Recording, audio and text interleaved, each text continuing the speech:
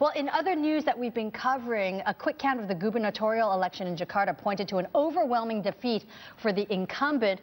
Basuki Cahayapurnama, also known as Ahok, was backed by President Jokowi, but the Christian governor lost to Muslim candidate Anies Baswedan by a bigger than expected margin. The vote was widely seen as a proxy vote for the 2019 presidential elections.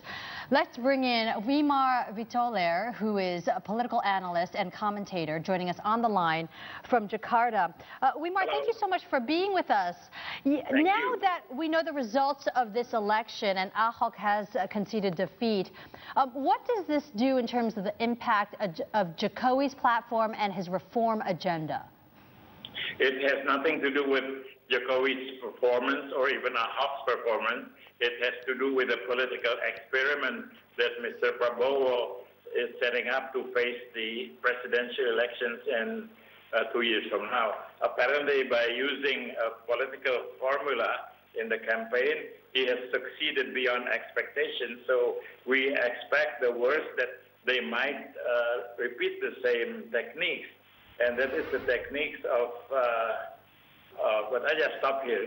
This is a general rehearsal for the presidential elections. Ahok, in fact, had a 74% approval rating for his job performance, but only, as you know, 40% of the votes. Yeah. Wimar, I also want to look at this from a foreign policy angle, because we have the U.S. Vice President Mike Pence landing in Indonesia. He just had a news conference with Jokowi. But you're saying this visit is going largely unnoticed. Is it really? And if you are paying attention to this visit, what exactly do Indonesians want out of U.S.-Indonesian cooperation?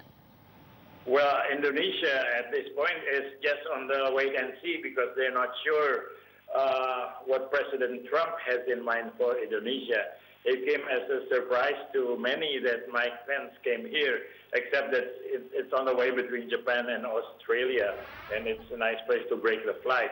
But Mike Pence has no knowledge of Indonesia. Indonesia has no knowledge of Mike Pence. And even for those who escaped the obscurity of this trip, they don't really take any representative of President Trump seriously, because it's President Trump who has the position that we want to know. And as you know, he constantly changes the position. Well, we did hear Vice President Pence saying that he does want to improve trade relations as well as the security alliance between the U.S. and Indonesia. So let's see what comes out of this meeting. Wimar, thank you so much. Wimar Witoelar joining us on the phone on this visit and also on the results of the elections in Jakarta. And that wraps up this edition of Capital Connection. Thanks so much for watching. I'm Pauline Chu, live in Singapore. Squawk Box Europe coming up next. Stay with CNBC.